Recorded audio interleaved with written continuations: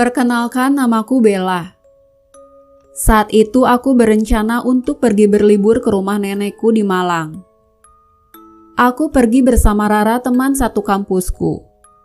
Semua perlengkapan dan tiket sudah aku siapkan.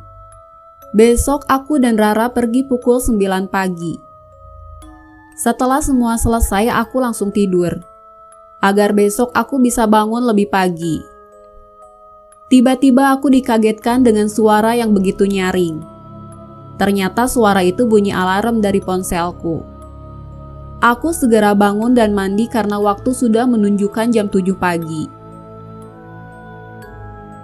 Kita berdua sepakat untuk bertemu di halte bus. 1 jam aku menunggu, Rara belum datang juga. Aku sedikit kesal dibuatnya, karena jika dia belum datang maka kita akan terlambat. Namun tak lama kemudian akhirnya dia datang juga. Kami segera naik bus untuk mempersingkat waktu.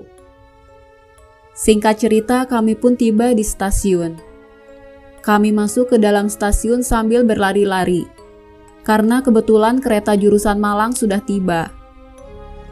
Di dalam kereta aku sudah tidak sabar ingin segera sampai di tempat kelahiranku.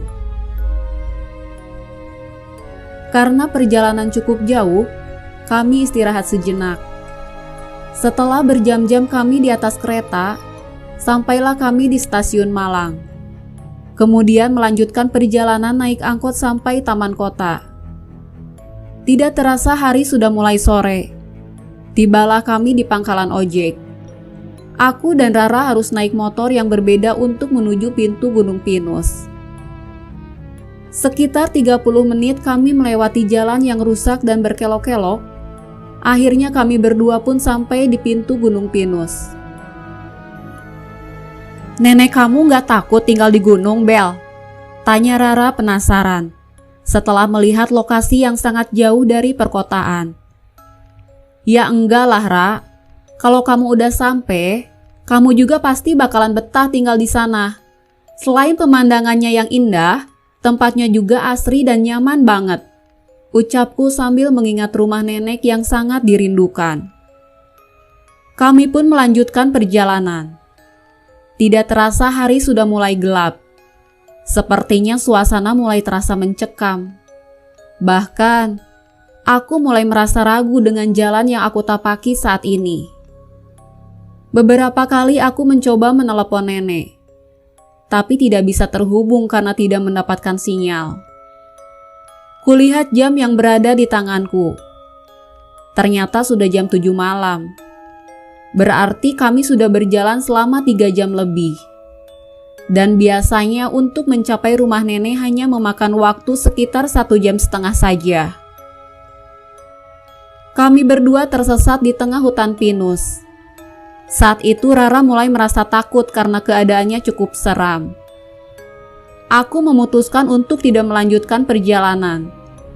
Ketika melihat ke sekeliling mencari tempat yang nyaman untuk beristirahat, tiba-tiba di depan aku melihat ada perkampungan yang terang dengan banyak cahaya lampu. Aku dan Rara pun segera berjalan ke arah perkampungan itu. Sekelilingnya masih ramai dengan orang-orang yang berlalu lalang. Kemudian aku bertemu bapak tua yang berjalan di depanku.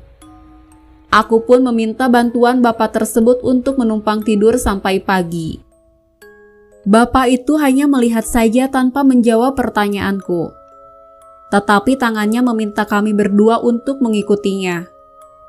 Aku dan Rara mengikuti bapak itu. Sampailah kami di sebuah rumah bergaya klasik Jawa. Kami pun masuk ke dalam rumah yang gelap dan hanya ditemani oleh lampu lilin saja. Aku mengucapkan banyak terima kasih atas pertolongan bapak tersebut. Tapi seperti biasa, bapak itu hanya diam saja tanpa bicara sama sekali. Aku merasa sedikit aneh, karena setiap ke rumah nenekku, aku belum pernah melihat kampung ini. Tapi pikirku saat itu, mungkin sudah banyak perubahan selama aku tidak pulang kampung. Karena merasa lelah, kami pun segera tidur. Baru saja memejamkan mata, tiba-tiba terdengar suara begitu ramai.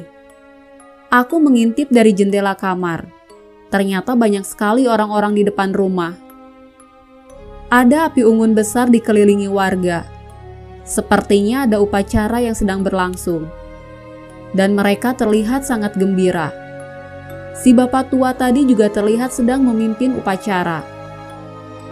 Aku dan Rara hanya melihat satu sama lain. Kami tidak mau tahu dengan urusan mereka dan memutuskan untuk tidur saja.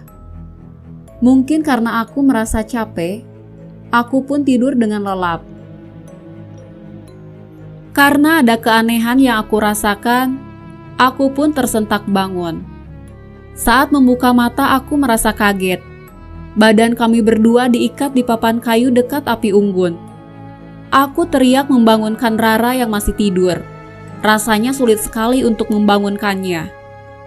Jika sudah tidur, ia tidak akan merasakan dan mendengar hal apapun. Bapak tua tadi hanya melihatku sambil tersenyum. Kemudian mereka melanjutkan upacara tersebut. Aku merasa ada sesuatu yang tidak beres.